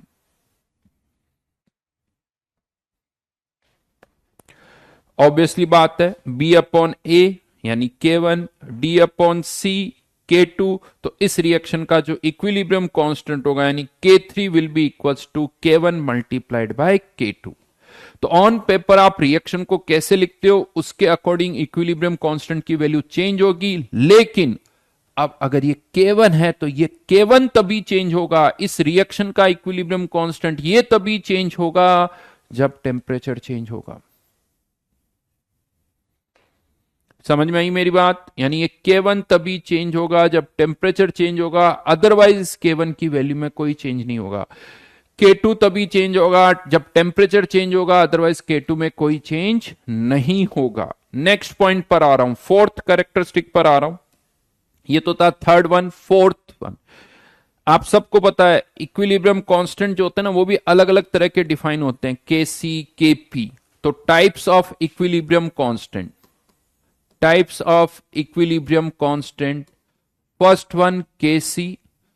अगर आप ए और बी की कंसंट्रेशन को यानी ए और बी की के एक्टिव मास को कह सकते हो, ए और बी के एक्टिव मास को अगर आप मोलर कंसंट्रेशन से रिप्रेजेंट कर रहे हो तो इसे हम क्या कहते हैं? KC।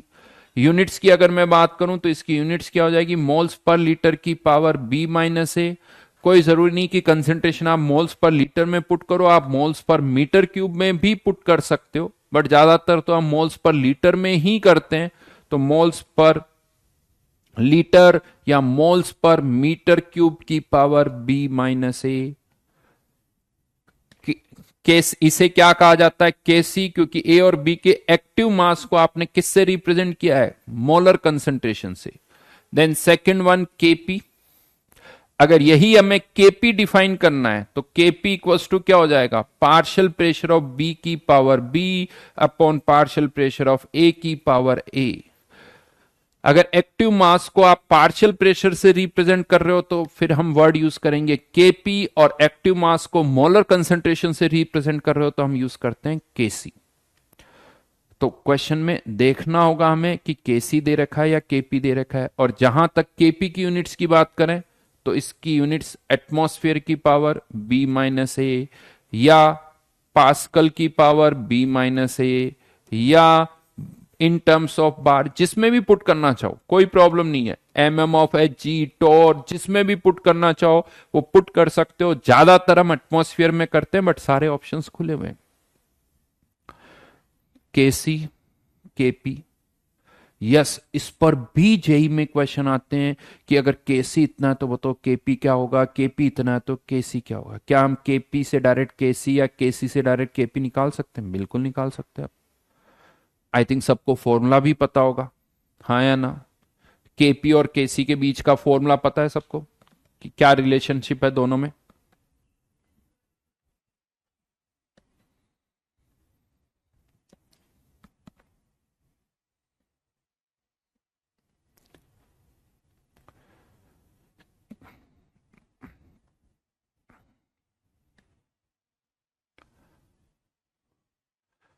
तो चलिए, यस बिल्कुल सही कहा, KP equals to K C into R T की पावर डेल्टा एन जी।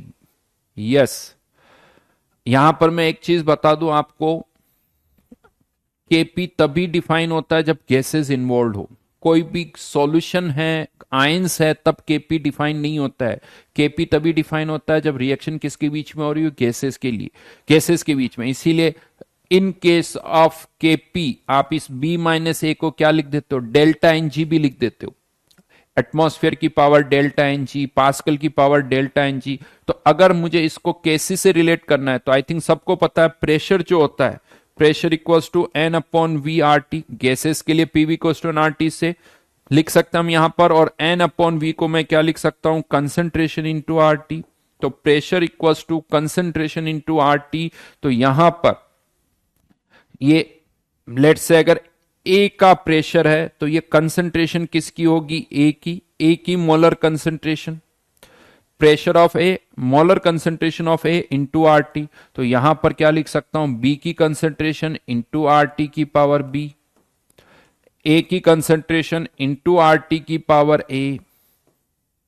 और इसको अगर हम सिंप्लीफाई करें, रीअरेंज करें, तो बी की पावर बी, ए की पावर ए, जिसे कैसी लिखा जा सकता है, इंटू आर टी की पावर बी माइनस ए। और इसको मैं लिख सकता हूं के सी इंटू आर टी की पावर बी माइनस ए, और इसी बी माइनस ए को मैं क्या लिख रहा हूं, डेल्टा एन जी। क्योंकि केपी केवल गैसेस के केस में डिफाइन होता है, तो जो स्टोइक्योमेट्रिक कोफिशिएंट आपको कंसीडर करने होंगे वो केवल गैसेस के ही कंसीडर करने होंगे।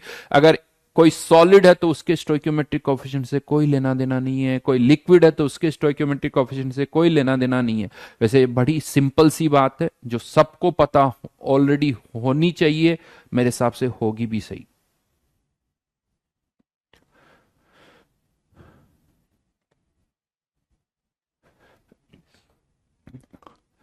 गुलशन कह रहा है 11th में इतना पार्ट 3 लेक्चर में कराया था बेटा, तब तक काइनेटिक्स नहीं हुआ था, तब तक थर्मोडायनेमिक्स नहीं हुआ था, तो टाइम लगता है। एक्टिव मास समझाने में ही आधा घंटा लगता है। अभी मुझे कुछ समझाने ही नहीं पड़ा क्योंकि ऑलरेडी एक्टिव मास में समझा चुका हूं, तो इसीलिए उतना टाइम नहीं लगेगा।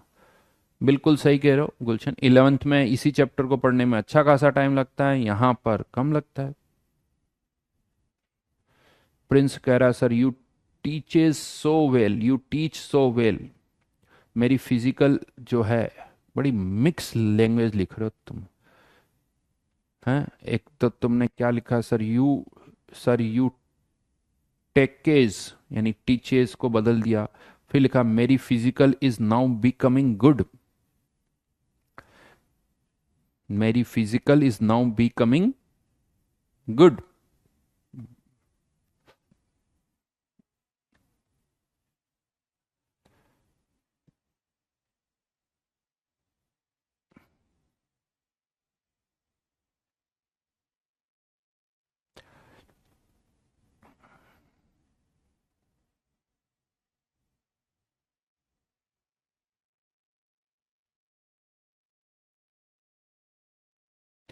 गौरव कह रहा सर मेरी फिजिकल हेल्थ सफर कर रही है, फिजिकल केमिस्ट्री तो सही हो गई।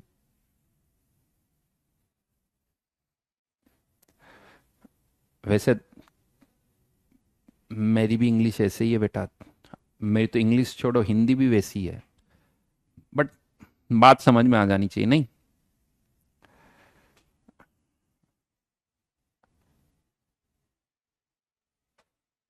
तो अभी तो इंग्लिश हिंदी अपने जेई में है क्या नहीं है, तो हमें ना तो इंग्लिश से मतलब है ना देखो हिंदी से मतलब है। अभी तो हमें फिजिक्स केमिस्ट्री मैथ से मतलब। और मेरे भी साथ भी यही होता है, कुछ भी लगा देते हैं, बात कन्वे होनी चाहिए और क्या। नहीं, वैसे मैं ये ज्यादा नहीं बोल रहा, अगर अच्छी हो तो अच्छी बात है।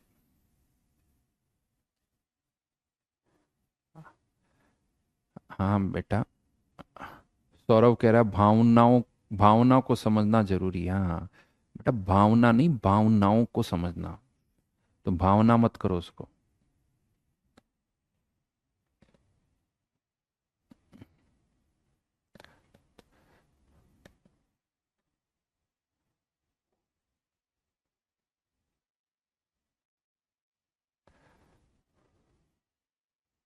हाँ वो मुझे सब समझ में आ रहा है, समझ रहा हूँ मैं, चिंता मत करो तुम।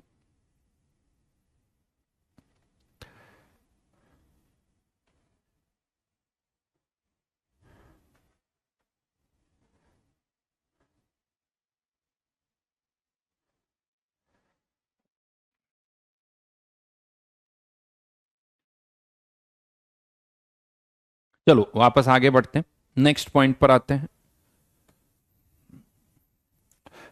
केसी केपी, लेकिन बता दो इसके, अच्छा इसमें रिलेशनशिप पता चल गई, KP equal to K C R T की पावर डेल्टा एन जी। अच्छा ये बताओ इस फॉर्मूले में आर की वैल्यू क्या पुट करने वाले हो, इसमें आर की क्या वैल्यू हम पुट करने वाले हैं।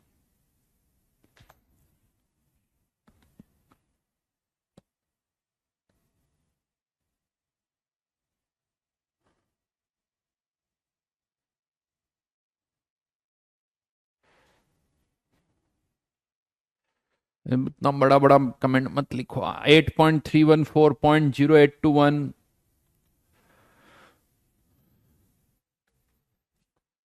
देखिए टेम्परेचर में तो कोई कंफ्यूजन नहीं है, बट आर की वैल्यू जो है, अगर आप 8.314 यूज करते हो तो इसकी यूनिट होती है जूल पर केल्विन पर मोल। अगर ये एसआई यूनिट है, 8.314 इसकी एसआई यूनिट है, तो फिर केसी पता है किस में पुट करना होगा, मोल्स पर मीटर क्यूब में। और फिर केपी पता है किस यूनिट में आएगा, पास्कल में। सब कुछ एसआई सिस्टम में। बट अगर आप आर की वैल्यू जो कि ज्यादातर हम करेंगे 0.0821 एटमॉस्फेयर लीटर पर मोल पर केल्विन, इन दैट केस यहां पर मोल्स पर लीटर और केपी किस में आ जाएगा, एटीएम में। तो ज्यादातर हम ये वाला पार्ट यूज करते हैं, बट ये दो ऑप्शन है यहां पर, ये दोनों ही ऑप्शन है। या तो आर की वैल्यू आप 8.314 यूज करो या 0.0821। ठीक है सुजल, और कोई थर्ड ऑप्शन नहीं है, ये दो ऑप्शन हम यहां पर यूज करेंगे। अच्छा अब मुझे ये बताओ, चलिए डेल्टा एन जी पे भी थोड़ा सा डिस्कशन कर लेते हैं। N2 + 3H2 कन्वर्टिंग इन, ये भी गैसेस है, ये भी गैस है, कन्वर्टिंग इनटू अमोनिया। अमोनिया भी सबको पता है गैसेस फॉर्म में ही एग्जिस्ट करती है। इस रिएक्शन का डेल्टा एन जी कितना हो जाएगा, H2O लिक्विड से H2O गैस। खैर ये डेल्टा एन जी हम पहले थर्मोडाइनिक्स में भी यूज कर चुके हैं, तो मुझे नहीं लगता कोई प्रॉब्लम है। इस रिएक्शन का डेल्टा एन जी -2, इस रिएक्शन का डेल्टा एन जी 1।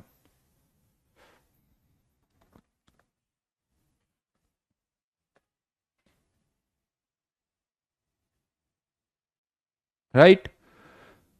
अच्छा ये बताओ केपी और केसी में से किसकी वैल्यू ज्यादा होगी, केपी और केसी में से किसकी वैल्यू ज्यादा होगी।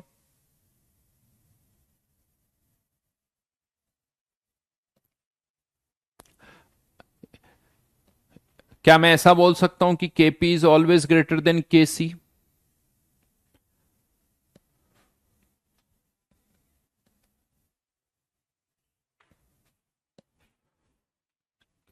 अच्छा ये बताओ केपी कब केसी से बड़ा होगा, क्या केपी हमेशा केसी से बड़ा होगा? नहीं। तो यहां पर अगर आर टी की वैल्यू 1 से बड़ी है और delta N G is greater than 0, delta N G is greater than 0 और आर टी अगर 1 से बड़ा है तो KP is greater than KC, और यही अगर delta N G less than 0 है तो केपी जो है वो केसी से कम होगा, वो कम होगा। हाँ, क्वेश्चन ये आता है कि अगर सर आर टी 1 से छोटा हो गया तो क्या होगा? वैसे मोस्टली आर टी की वैल्यू 1 से बड़ी होती है। चलिए पहले ये देखते हैं आर टी 1 कब होगा। आर टी की वैल्यू 1 कब होगी? When temperature equals to 1/r, और ज्यादातर हम 0.0821 ही यूज करते हैं, 0.0821 ही यूज करते हैं, तो यहां पर 0.0821 ये वैल्यू लगभग आती 12 केल्विन, यानी अगर टेम्परेचर 12 केल्विन से ज्यादा है तो आर टी की वैल्यू 1 से ज्यादा ही होगी, और मोस्टली क्वेश्चन में टेम्परेचर 12 केल्विन से तो ज्यादा ही होता है, तो हम ये मान लेते हैं कि आर टी तो 1 से बड़ा है। इसीलिए अगर कोई ये पूछता है कि केपी केसी से बड़ा होगा या छोटा होगा, तो हम ये बोल देते हैं कि डेल्टा एनजी पर डिपेंड करेगा। डेल्टा एनजी पॉजिटिव तो KP is greater than KC, delta NG negative तो KP is less than KC, ये मानते हुए कि आर टी 1 से बड़ा है। अगर आर टी 1 से छोटा हो गया, जो कि हो सकता है, टेम्परेचर 2 केल्विन, 5 केल्विन, 7 केल्विन, अगर इस तरह से टेम्परेचर है तो ये रिलेशन उल्टा हो जाएगा, फिर ध्यान रखना। तो ये बात पता होनी चाहिए। ऐसा नहीं कि सर आपने तो कहा था कि केपी हमेशा केसी से ज्यादा होता अगर डेल्टा एनजी ग्रेटर देन 0 है, ये तब है जब आर टी 1 से ज्यादा। देखो मैं कभी आधे अधूरे सेंटेंस नहीं लिखवाता, क्योंकि जेई वालों का कोई भरोसा नहीं है। अगर मैं यहां पर आपको ये नहीं बताता हूं, केवल ये लिखवा देता हूं कि delta N G is greater than 0 तो केपी केसी से ज्यादा, और एग्जाम में मान लो उल्टा हो गया तो आपको ये पता होना चाहिए कि कौन कौन सी कंडीशंस और चेक करनी होती है। और अगर कभी आर टी 1 के बराबर हो गया या डेल्टा एन जी ही 0 हो गया, अगर ये सिचुएशन है तो केपी हमेशा किसके बराबर होगा? केसी के बराबर होगा। केपी इक्वल्स टू केसी।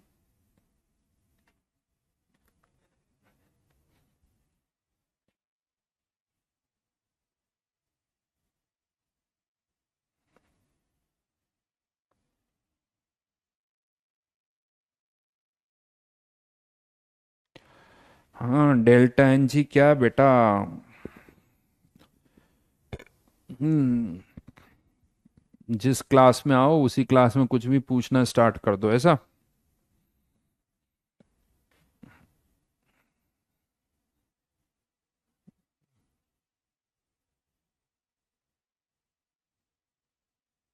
दोनों में से कोई एक, आर टी 1 हो या डेल्टा एन जी 0, दोनों जरूरी नहीं है। या तो आर टी 1 हो या डेल्टा एन जी 0, इन दोनों केसेस में केपी इक्वल्स टू क्या होगा? केसी।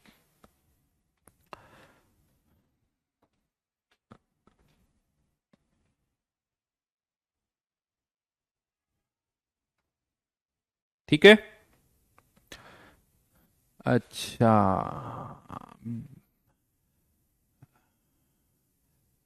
एक मिनट, कमेंट दिखाना, पुराना कमेंट क्या है? उसके ऊपर का पुराना आएंगे, नहीं आएंगे? अच्छा, क्या लिखा? अभी किसी ने कुछ लिखा था, मेहंदी लिखा है या महंगी लिखा है?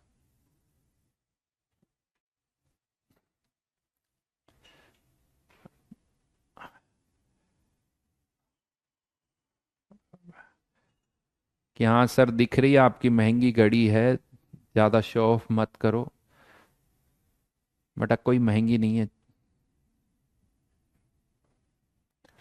मेरे हिसाब से 10 12 15 साल पुरानी भी है और महंगी भी नहीं है।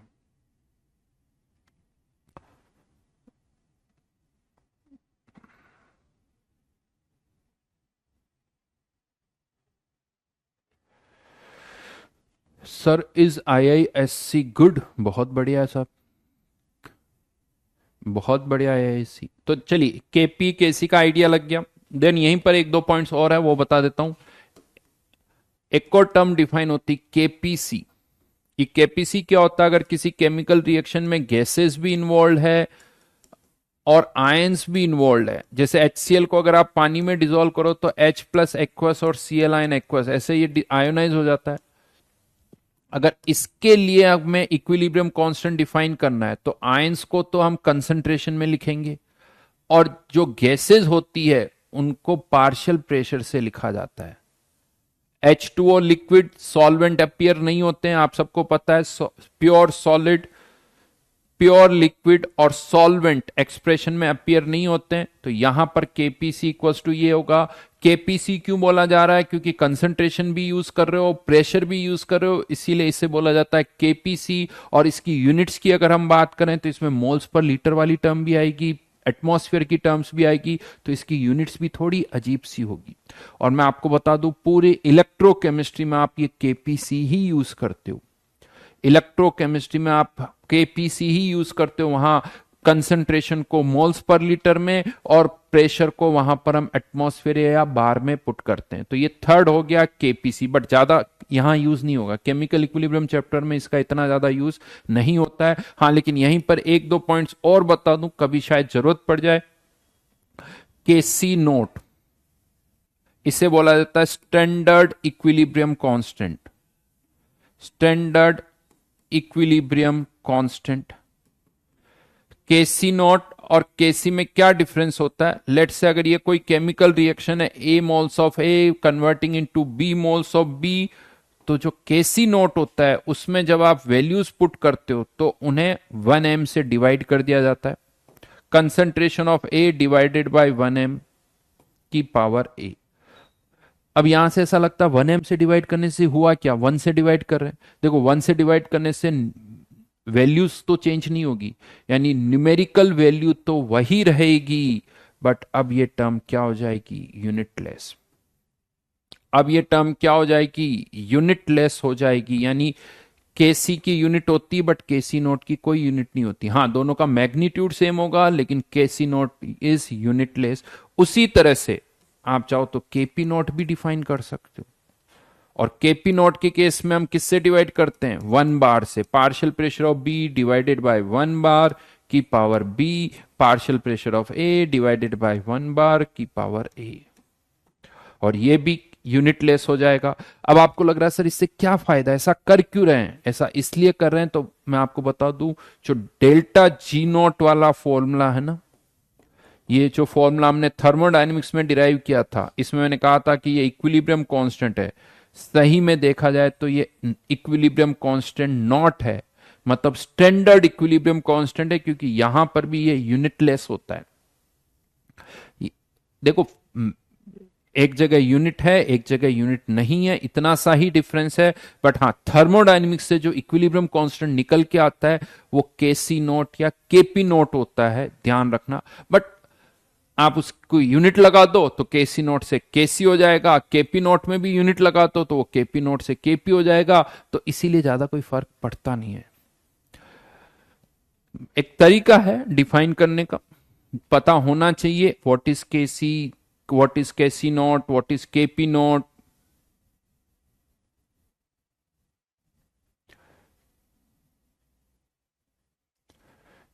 गौरव बेटा, कार्तिक फालतू के क्वेश्चन मत पूछो, और ये पूछने के बजाय है ना, हर शीट जो दी जाती है उसके पीछे एक्सरसाइज होती है, जेई मेंस जेई एक्सरसाइज, वो देख लो। इससे जेई मेंस में क्वेश्चन आते हैं या नहीं आते, क्या फालतू का क्वेश्चन पूछ रहे हो? तो ये अलग अलग तरह के इक्विलिब्रियम कांस्टेंट हमने यहां पर डिफाइन कर दिए। अब हम इस चैप्टर के मेन पार्ट पर आएंगे, बट वो आज स्टार्ट नहीं करूंगा, वो मैं नेक्स्ट क्लास से ही स्टार्ट करूंगा। इस चैप्टर का मेन पार्ट यानी इक्विलिब्रियम पर रिएक्टेंट की कंसंट्रेशन क्या होगी, इक्विलिब्रियम पर प्रोडक्ट की कंसंट्रेशन क्या होगी। ठीक है, तो आज के लिए तो यहीं तक।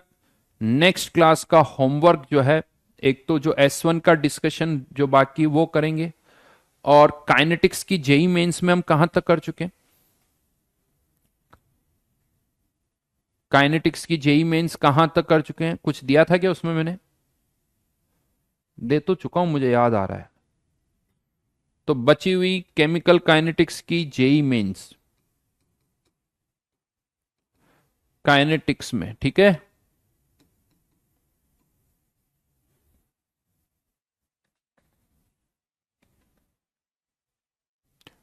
नहीं दिया था कुछ भी, सीरियसली? तो फिर ज्यादा हो जाएगा।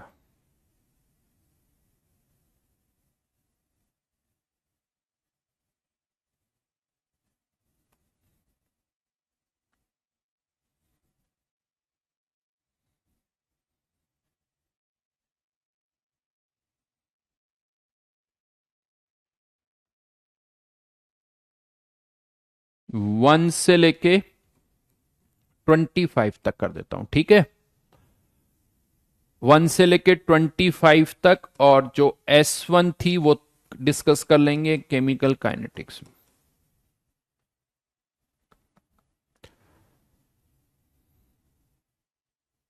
चलो, एडवांस अभी बाद में करेंगे, पहले ये कर लेते हैं अब, ठीक है।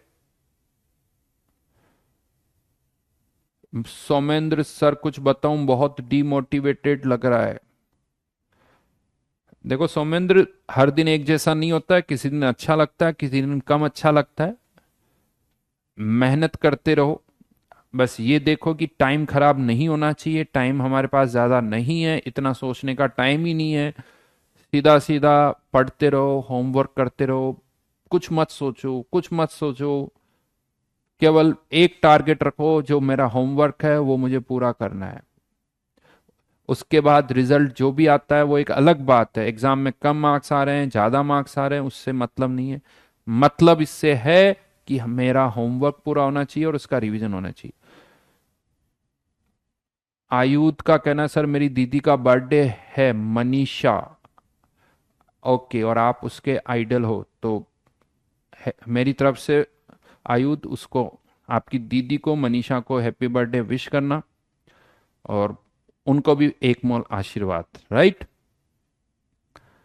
और होपफुली वही सारा कि हाँ जल्द वो शायद या तो किसी अपना अच्छे कॉलेज में अपना आईआईटी बर्थडे सेलिब्रेट करे, या कर रही होगी, ऐसा भी हो सकता है। और बहुत सारी और भी बेस्ट बेस्ट विशेष मेरी तरफ से, ठीक है। चलिए, बाय बाय।